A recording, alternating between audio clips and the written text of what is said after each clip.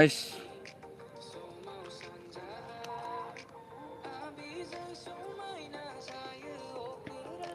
Notification थांना थाङाखै they like फैदोंमोन नै खिन्थु खोन्थायाखै माने साबेसे नायदों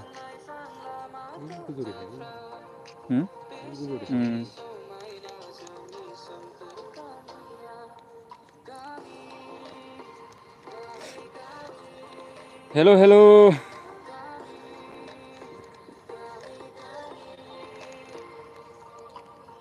नोंथांमोन गासिखौबो थेंक इउ होयो 10K जानो हाबाय आंनि चेनेला बिनि थाखाय माबाफोर कुइसन दंबा सोंनो हागोन हेलो हांमा नेबिन Basumatary hello SG hello hello love you too bro परमेश्वर नोंथांमोन गासिखौबो थेंक इउ होयो नोंथांमोननि अननायावनो दिनै 10K खौ मोननो हाबाय बिदिनो सापर्ट खालामलांबाय थादो औ दासो लाइभ मा होनो सम मोनाखैमोन ना ओंख्रिया माबासोमोनलै मामोनथाय बावलायसो लांबायना फुङावनो जादो नाजो माबामोन love from to Dhemaji thank you आंबो धेमाजिनिनो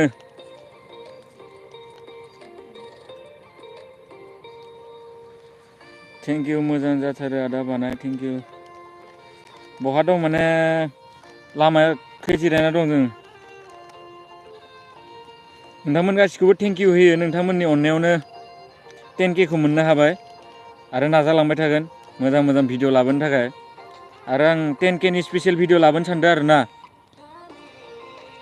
मोनसे इदि सायारि भिडिअ लाबा आङो मा भिडिअ लाबोगोन नोंथांमोना नुखागोन 10K आव आं मोनसे भिडिअ लाबोगोन special video love from West Bengal thank you so' much मा खबर बरिया एकदम सलिड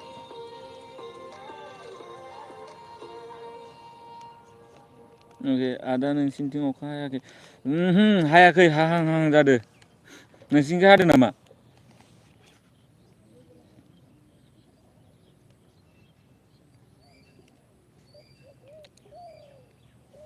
मा जाखो खोमसि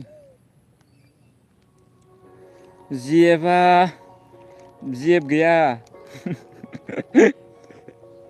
बिनिखायनो गैया आरोना उनाव नायनोसै मोनो ना मोना बेफोरबायदियाव आजिखालि बारा इन्ट्रेस्ट गैला माने जिएफ ओरैनो टाइम वेस्ट जायोना आइ लाइक योर भइस थेंक इउ स' माच मा गामिनि माने गगामुग बालिगावनि हाय आदा हेलौ बन' अफिसियेल सुब्रत मोनसे सायारि खोनासंहोदो मोनसे आदा प्लिज सायारि मानि खोनासंहोनांगौ लाभनि ना सेटनि ना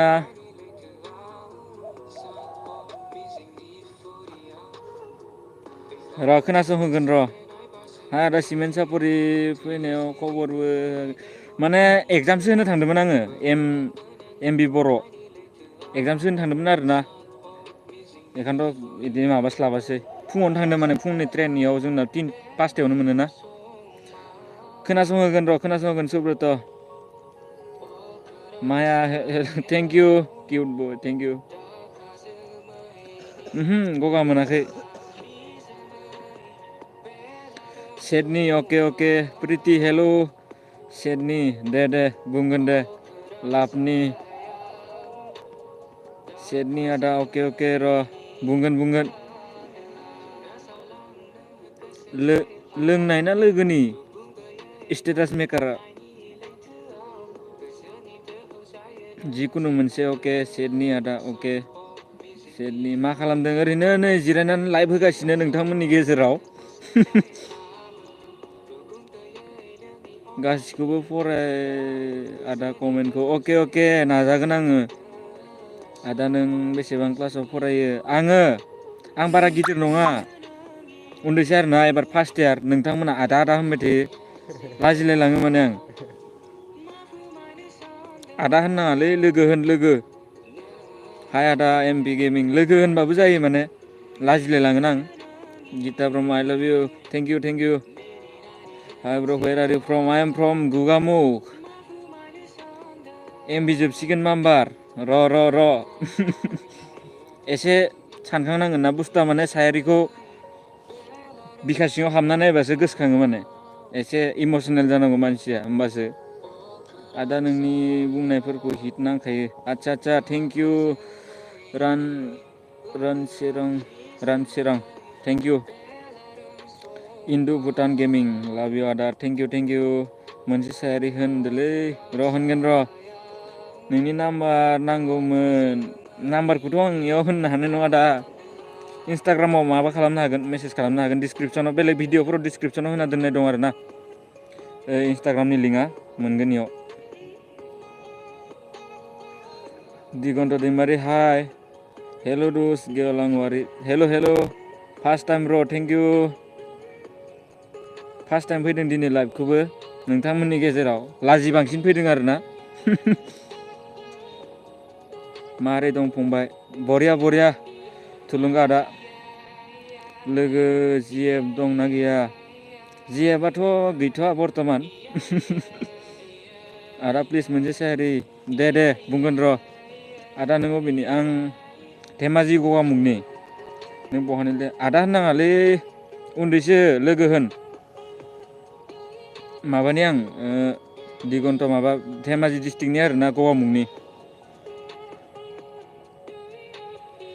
सानिया रामसियारि हाय आदा सना हेल' थान्डार गेमिं बस तुमि लाइभ আহিছা आदा बाजै गैया नामालै आदा रानसिरां बसुमतारी बाजै माने गैथ'आ इसोरा सोरखौबा नङा सोरखौबा सासे हरखायो नालाय देनाङालागै मोनो ना मोना नायनोसै मोनाबाथ' गैला दा माने गैथ'आ आरो इंलिश मेकारनि मोनसे इन्ट्र' होलाय ब्र' इंलिश मेकारनिया फाटाफाटि जाखायो दा इंलिश मेकार लाइटसो होनगोन नोंसोरो आं इंलिश मेकार होननो गोनांबा स्टेटास मेकार भइसखौनो तामाम हिट खोनायोलै नोंनिखौ माया बसुमतारी आच्छा थेंक इउ गिदिरसो आंना भइसआ एनके बर' उन्दैबाबो लोगो बुंनो आं बुंगोन आं ब्र' अके लोगो बुं आरोना मोजां नाङो आदा बुंबाथाय माने लाजियो आं जि मोजां मोनो आदा नोंनि सायारिखौ वाट्सएप स्टेटास होबाय थायो आं ललिता बसुमतारी आच्छा थेंक इउ स' माच बिदिनो सापर्ट खालामबाय था आंबो हाजासेखौ बानायनो नाजागोन आरोना मालाबा समाव लाबोस्लाबनो हाया बुस्थुआ सानखांना मोननो नागिरा ना खर' सर' गुदुं जालायो सुब्रत मुसाहारि अफिसियेल वेस्ट बेंगलाव फैबाय नामा नों आदा थांफेराखै रहित बर' हाय हेल' थांफेराखै सुब्रत नोंसिनिखै आं वेस्ट बेंगलखै थांफेराखै समायना नार्जारि मा ओंख्रि जाखो आदा किउट आदा ओंख्रिया नामोन नाजों थाइगिर वेस्ट बेंगल फैबाय नामा फैयाखै सुब्रत ससिता बसुमतारी हाय माइ किउट ब्र' हेल' रैसुमै सरगियारि मा खबर आदा एकदम सलिड फाटाफाटि नोंनालाय माबोरै दोमै ब्र' मा मुं आंनिया ना सोरनियाब्रा नर्थ इस्ट बड'लेण्ड मा खबर ब्र' पुरा बरिया नोंनालाय बोरै बन' बर' दे आदा बुंदो बुंनोसै र' निकि दैमारि हाय हेल' एम प्रडाक्सन दे होनदो ब्र' अके र' होनगोन र' एसे सानखांनांगोन ना गोसोआव लाबोनांगोन एक्सफोरखौ गोसोखांनांगोन होमबासो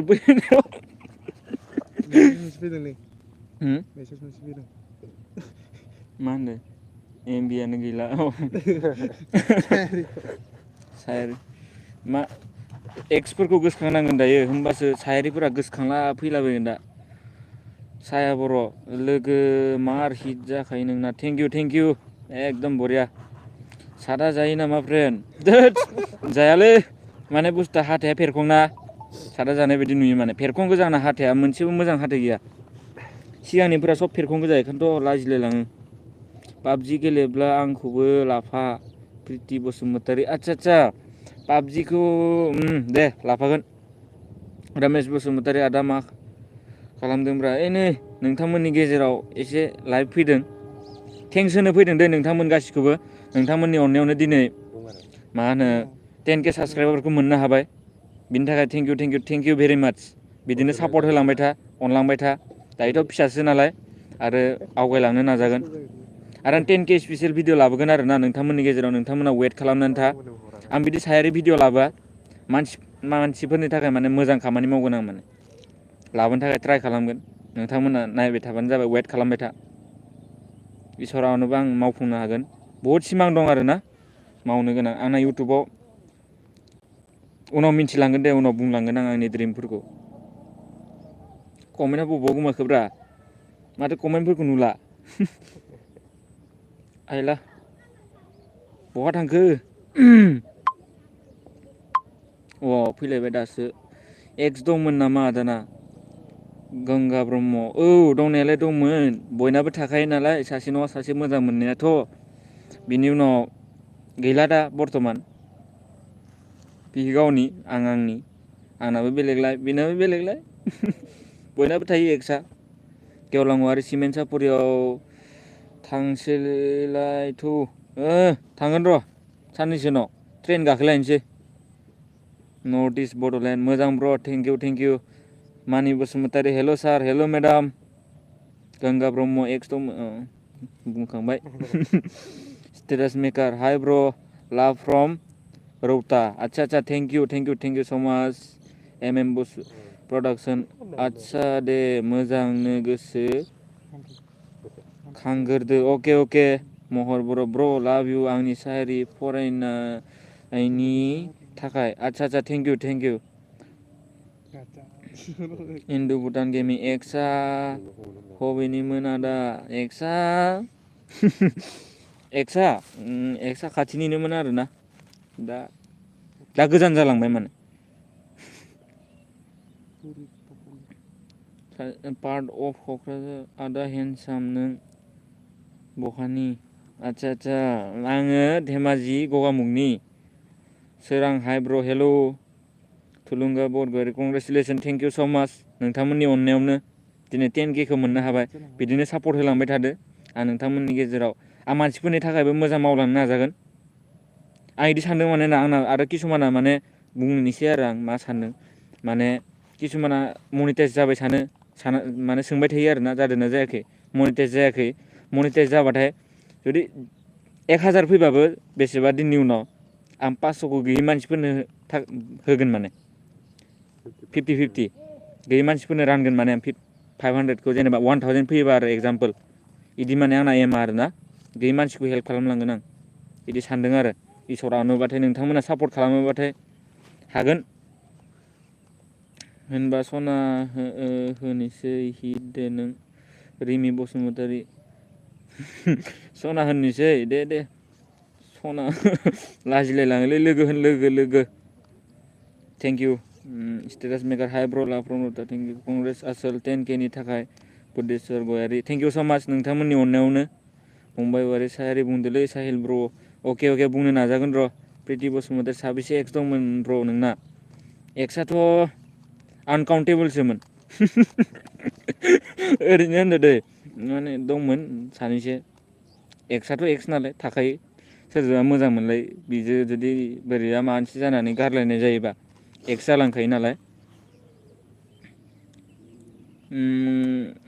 कंग्रेस थेंक इउ मिथुन बर' ब्र' आंबो लिरना हरगोनमोनलै एक्सखौ लाना अके हरजागोन इन्सटाग्रामाव माने बहुत जनानै किसुमान लिरना हरो आं नायस्लाबनोबो हाया किसुमाननि मेसेजखौ नोंथांमोना गाज्रि मोनना आं माने फुटबलबो गेलेनो थाङो नालाय प्रेक्टिसबो थाङो दाखालिफोरबो एगजामबो दंमोन माने हास्लाबहैया माने न'फोरावबो मा खालामनो गोनां जायो ओंख्रि संनो गोनां जायो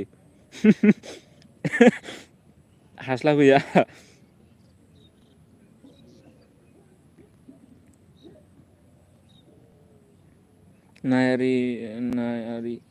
नाइस आदा थेंक इउ स' माच गयारि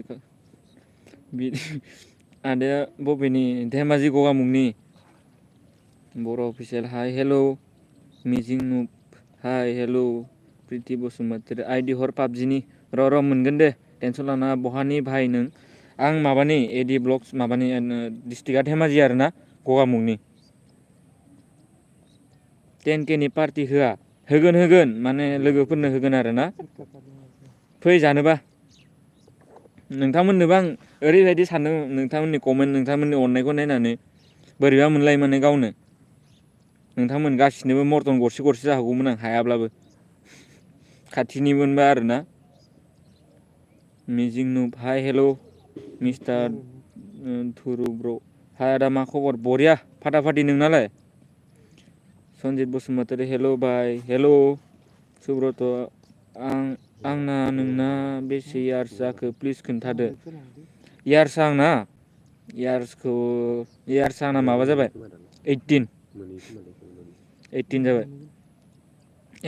सिमेन्ट सापरियाव फैब्ला आंखौ खबर हो ब्र अके प्रडाक्सन खबर होगोन दे मिजिं नुब hello hi Indo Bhutan gaming just fun आदा अके बेसे जाखो प्लिज खोन्थादो 1 second congrats sir for 10K subscriber thank you Mani Basumatary thank you so' माच मेडाम बिनाबो इउटुब चेनेल मोनसे दं मानि बसुमतारी बिथांनि चेनेलखौबो नायनानै हो आरो सोरबाफोरनि चेनेलखौ किसुमाना बुंहरो आंनिखौबो होनना हो होनना आं बुंस्लाबनो हाया माने गाज्रि मोननाङा आरोना इदि जायो माने आं सोरनिखौबा जुदि कमिउनिटि टेबाव होयो होमबाथाय इदि जायो बिनिखौबा होदो आंनिखौ होआखै इदि जायो माने बयनिखौबोथ' होनो हायाना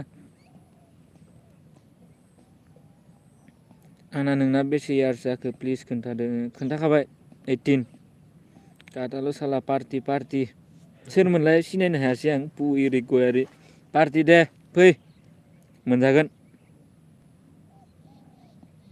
ब्र'नो माब्ला ओंखाम जानायाव बड' स्टेटास मा फाग्ला होनखायो बड' आर'नाइ मा ओंख्रि जानायमोन ओंख्रिया माबामोन नाजोबो थाइगिर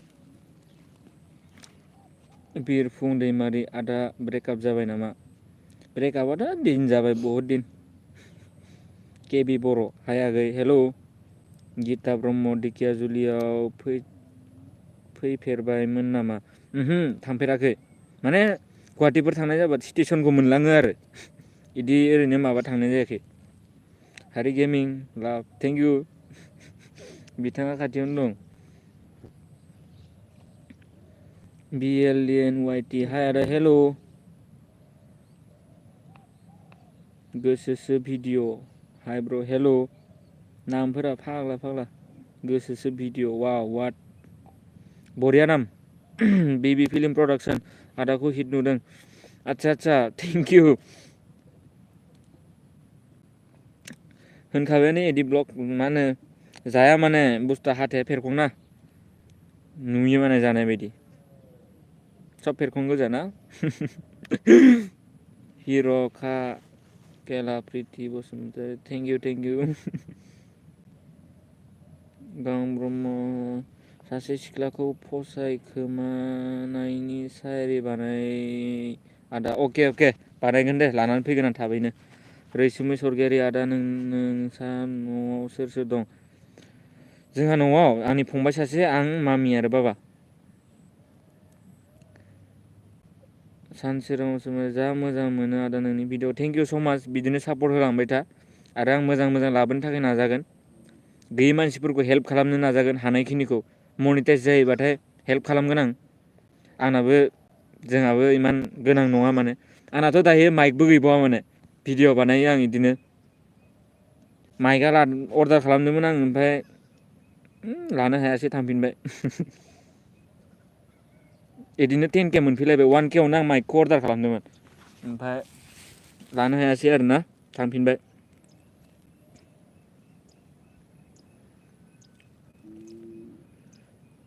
ब्र मा मोनो आदा जा मोजां मोनो सानसोरां थेंक इउ स' माच होनखांनायखौनो होनबावलायदों फार्स्ट टाइम लाइभ ना माबाफोर गोरोन्थि जायोबा निमाहा बिनाय थाबाय थाब भिडिअखौ लाना फै आं बिराद मोजां मोनो नोंनि सायारिखौ वाट्सएपआवबो दोनो स्टेटास आदसा thank you part of Kokrajhar साफोर थेंक इउ स' माच बिदिनो सापर्ट होलांबाय थादो। ललिता स्वर्गियारि हा आदा मा खबर बरिया फाटाफाटि नोंनालाय? मिजिं नार्जारि हेल' आदा कंग्रेचुलेसन 10K नि थाखाय थेंक इउ स' माच पार्ट अफ क'क्राझार नोंथांमोननि अननायावनो 10K खौ मोननो हाबाय। मिथुन बर' ब्र' आं थांसै थाथ'दो खामानि दं एसे अके दे मावहैदो मोजाङै खामानिफोरखौ। SG बड' अफिसियेल ब्र' नोंना साबैसे फेमिलि दं? जोंहा साब्रै मामि बाबा आं ओमफ्राय फंबाय सासे। जोंसार बसुमतारी मा खबरा दा सलिड नोंनालाय? गेवलां औवारि गाबोन पार्टि खिन्थु अके दे जानो फैबानो जाबाय। जुना बसुमतारी हाय आगै हेल' बसुमतारी पिंकु आदाया क्लास बेसेयाव फरायो? फार्स्ट इयार एबारसो गोदान आरोना फ्रियावनो पास जाबाय कर'नानि कारनाव।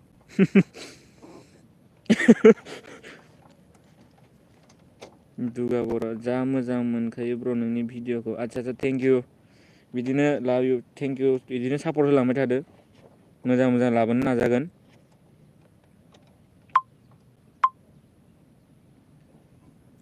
सोरनिबा कमेन्टफोरा थालाङोबा गाज्रि मोननाङा आरोना नायस्लाबनो अबेबाखौ हाया बावलांलायलाङो। रैसुमै स्वर्गियारि आदाया आंनिखौ रिप्लाइ होथारला जेबो सोंहरला आं आदसा सरि नायसनफ्लाङाखै। रैसुमै स्वर्गियारि नायसनफ्लाङाखै दे बुंगोन ना। जि आर हाय ब्र' मा ओंख्रि जाखो? ओंख्रिया नाजों थाइगिरमोन दहाय फुङावनो जानाय दायो जाथ'वाखै। ब्र' नोंना जिएफ लामानि हरना दा हरैना मा होनखो बड' स्टेटास बारा बुजियासै लामानि हर बुजियासै बारा। रहित बसुमतारी हाय ब्र' हेल' मिस्टार आंबो सापर्ट दं आदा नोंजों अके थेंक इउ स' माच बिदिनो बयबो सापर्ट खालामलांबाय थाबानो जाबाय नाजागोन आङो। सन्जिब बर' हाय आदा हेल' धेरा अफिसियेल हाय ब्र' मा ओंख्रि जानाय? ओंख्रिया नाजों थाइगिरमोन। आं फोजोबथ'नोसै नामा नोंथांमोनखौ बेखौनो आं थेंक इउ होनो फैदोंमोन आरोना 10K जानायनि थाखाय नोंथांमोन गासिखौबो बिदिनो सापर्ट खालामबाय था मोजां भिडिअ लाबोनो थाखाय नाजालांगोन। प्रिति बसुमतारी गसाइगाव फैबाय नामा नों माब्लाबा? थांफेराखै।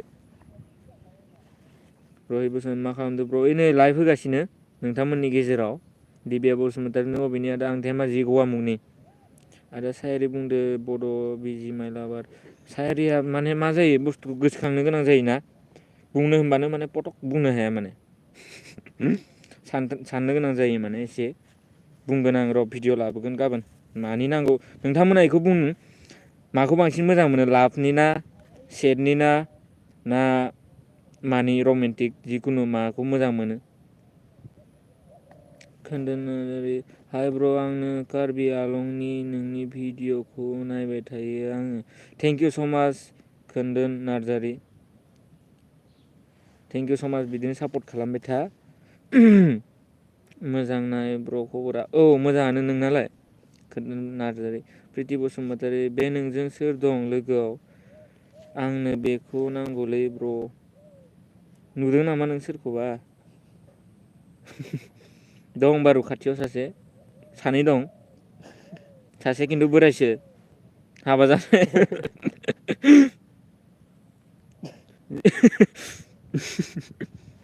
मोनसे सायारि होदो ब्र' जियार अके र' इयाव बुंथ'ला नामा सायारिखौ।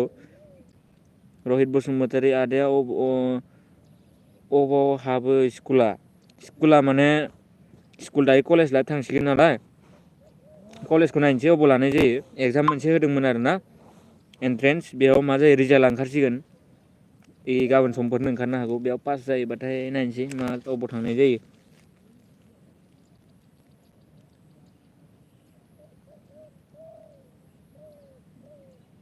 ब्र' माला गोदान सायारि लाबोगोन ब्र' गाबोन लाबोनो नाजागोन आं गाबोन लाबोनो नाजागोन आरोना 10K जानायनि खनसे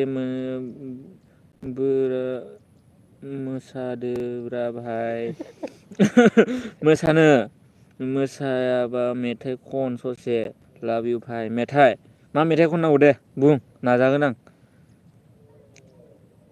आरो आंनि चेनेलखौबो खनसे खोन्थादो। अके सुब्रतनिखौबो सुब्रत मुसाहारिनाबो बिथांना चेनेल दं, बिथांनिखौबो साबसक्राइब खालामना होदो, सापर्ट खालाम, बयबो गावजों गाव सापर्ट खालामलायनांगौ अब्लासो आवगायलांनो हागोन। सन्जिब बर' हाय आदा हेल'। सन्जिब बर' मा खालामदों आदा? नै लाइभ होगासिनो नोंथांमोननि गेजेराव रैसुमै आदाया एबार डिग्रि फार्स्ट सेम मोनबाय नामा? नङा, डिग्रि फार्स्ट सेम मोनाखै। ददेरे ब्रह्म हेल' दादा हेल'। बड' स्टेटास ब्र' आं दुगैगोरनि ब्र'। अके दे मोजाङै दुगै। मिस्टार दुनु ब्र' उनावहायबो बिदिनो लाइभ फैबाय दे आदा। अके नाजागोन लाइभ फैनो थाखाय। सन्जिब बर' भिडिअ हरलै आदा। अके लाबोगोन आं गाबोनफोर लाबोगोन, नाजागोन थाबैनो लाबोनो। गिता ब्रह्म बहा फरायगोन आदा? नायनोसै अबाव लानाय जायो, दाबो डिसिसनखौ मोजाङै लाथ'वाखै आरो ना। ददेरे ब्रह्म हाय आदा हेल'।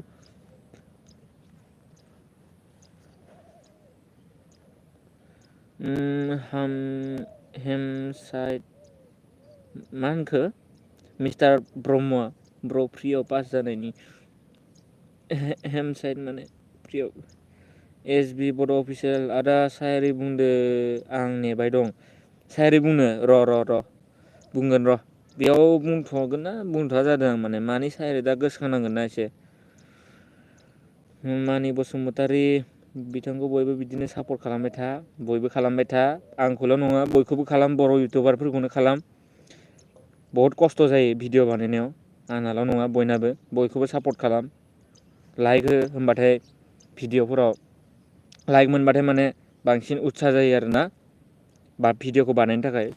आंखौल' होननानै बुङाखै, बयखौबो सापर्ट खालाम। प्रिति बसुमतारी उनाव फैफिनदो आं नायनो हाथ'ला। अके प्रिति बसुमतारी दे। रमेन्टिकनिबो सानै लाबोदो। आधा घन्टा जालाय लांसिगोन माथो। सानैबो लाबो अके लाबोगोन दे। लरिता बसुमतारी आं सेटनि बांसिन मोजां मोनो। आदसा सेटनिबो लाबोगोन, मिक्सार लाबोगोन एबारनिफ्राय र'। सोमदोन नार्जारि मोजां थेंकिउ। बसुमतारी आदा नों मा एपआव भिडिअ इडिट बानायो? आङो एप्सखौ माबायाव बानायो, एप्स माने काइन मास्टाराव बानायो, ओमफ्राय इनसर्टआव माने गुफुरखौ लगायो बेल'। साया बसुमतारी बेसेयाव फरायो आगै नों? एबार आं फार्स्ट इयार आब'। रजेन बर' हाय ब्र' हेल'। गयारि कनि गिता ब्रह्म लाभनि आदा अके जियार लाभनि लाबो ब्र' गाबोन भिडिअखौ। अके दे नाजागोन दे। जुलि बसुमतारी अबेनि जायगायाव आदाया? धेमाजि गगामुगनि। साख्रि गैया बाख्रि गैया होनो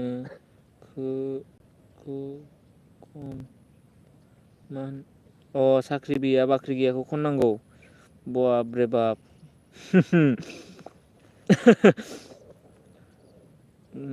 हाय ब्र' हेल'।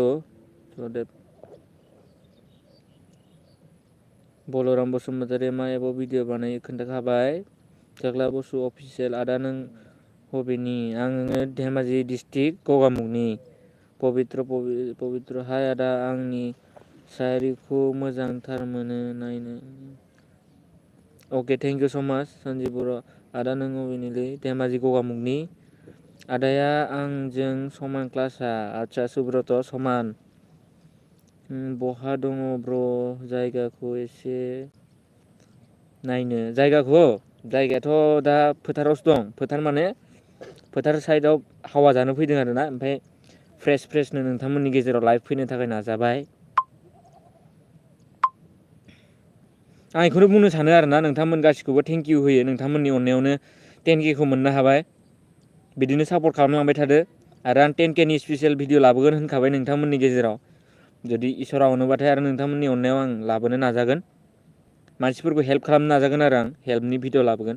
नोंथांमोना नायबाय थाबानो जाबाय। चेनेला मनिटाइस जायाखै, बहुतआनो सोङो। मनिटाइस जाबाथाय आङो पेमेन्ट फैबाथाय, जुदि पेमेन्टफोर एसे एनै जेनेबा जिमान फैयो बेखौथ' आं मिथिला दा बेसे फैयो बेसे फैया। जुदि फैयोबाथाय 50% आं गैयै मानसिफोरनो होगोन। जिमान फैबाबो माने जाहाथे 100आनो फै 1000आनो फै 50% गैयैफोरनो होगोन माने बिदि एम दं आरो आंना नोंथांमोननि अननायाव आरो इसोरनि अननायाव आं नाजालांगोन जाफुंगोन इनसर जुलि बसुमतारी थेंक्स आदा खोन्था होननायनि थाखाय थेंक इउ इट्स अके महेश बर' ब्र नोंनि गामिया मा मुं आंनि गामिया पुबबालिगाव होनो गदेरे ब्रह्म आदा आं नोंनि सायरिखौ जोबोद मोजां मोनो बिदिनो सायरि होबाय था आदा थेंक इउ नाजागोन हानायखिनिखौ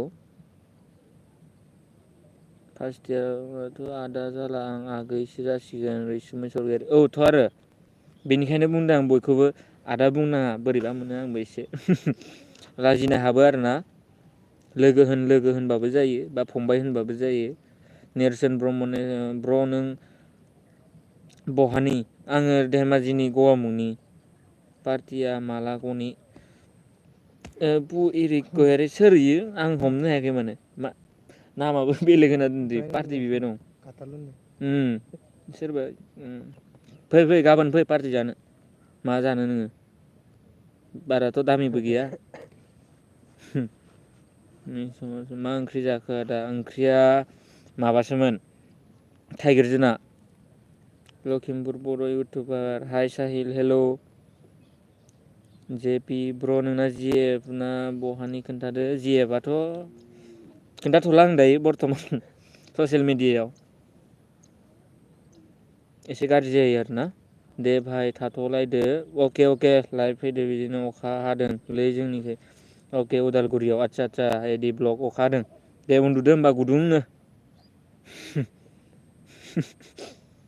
लखिमपुर इउटुबार सिनायदोंना आं सुसमिता आदसा औ सिनायदों सेलिना बसुमतारी हेल' आदा मा खबर बरिया सलिड नोंनालाय बोरै सन्जना बसुमतारी रमेन्टिक सं खन दादा दे प्लिज रमेन्टिक सं वाह रमेन्टिक सं खनना होमारसै नामाब्रा बन्दु रमेन्टिक सं खननो खोन्थागासिनो माथो रमेन्टिक सं खन दे प्लिज हाय फंबाय हायना नार्जारि हेल' सिमां ब्लग हाय ब्र मा खबर बरिया नोंनालाय ब्र आंना 1K जाबाय 10K सिमाङाव जाना दङ एसे बुंना होदो ब्र रस्टिं भिडिअ नायनो मोजां मोनो खोमा सोरबा आदसा जनदेब बिथांनि चेनेलखौबो साबसक्राइब खालामना हो गासिबो सापर्ट खालाम बयबो जों बर' सापर्ट खालामलाय अब्लासो जों जौगालांनो हागोन 1K जाबायनो बिथांनाबो 10K सिमाङाव माने जागोन लासै जालांगोन होबायल' था डाउनलड जानाङा होबायल' था लागिले भिउसानो फैनाङा होथो लाइकआनो फैनाङा होथो होबायल' था सानसे नङा सानसे फैगोन प्रेमजित नार्जारि अफिसियेल जिएफ दंना गैया ब्र नोंनिया खोन्थादो दे ब्र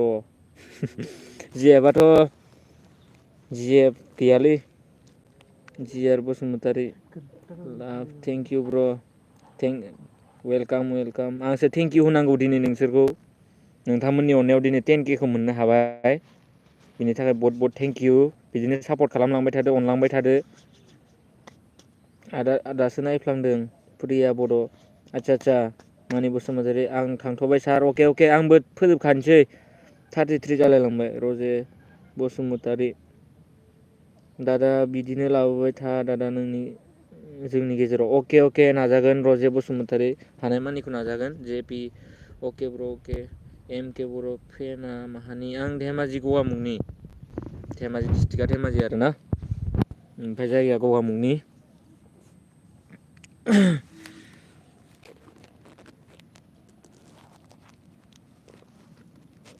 सेलिना बसुमतारी आदा नों बेसेयाव फरायो आं एबारसो माबा फार्स्ट इयार महेश बर' ब्र जिएफखौ बावनो मोनसे आयदा होदोलै महेश बर' जिएफखौ बावनो थाखाय आयदा गेम गेले साननैसो लोगोफोरजों बेराय जायगा नायथिं बिनि बिखय सानबाय थाना आंबो मटिभेसनेल स्पिकार बिदि गिदिरबो नङा आरोना होनबाबो नोंथांखौ बुंदों माने लोगोफोरजों बेरायथिंबाय था बिनि बिखय सानबाय थाना सिख्लायालाय माब्रा सेंग्रायालाय मा मोजां मोननाया मा फैगोन थांगोन बिनि थाखाय दुखु जानाय थानानै लाब गैया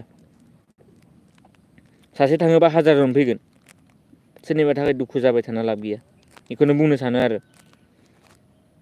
फुंजा बसुमतारी हाय हेल' आदा नोंना जिएबा बबेनि? जिएबा गैयानो बबेनि दा? आं लाइभखौ फोजोबथ'नोसै नामा नोंथांमोन गासिखौबो बहुत बहुत थेंक इउ नोंथांमोननि अननायाव 10K मोननो हाबाय दिनै आरो आं बिदिनो भिडिअ लाबोबाय थानो नाजालांगोन गैयै मानसिफोरखौ हेल्प खालामनो नाजागोन हानायमानिखौ जोंनाबो गैया आरोना थेवब्लाबो नाजागोन आं माइकखौनो लानो हाबावाखै दाबो केमेराल' आरोना मबाइलल' बेजोंनो बानायो किसुमाना इउटुब चेनेल इदिफोरा सानो माने बिदि इउटुब चेनेल खुलिबाथाय माबा माइक दामि माइक नांगौ स्टेन्ड नांगौ बिदि नङा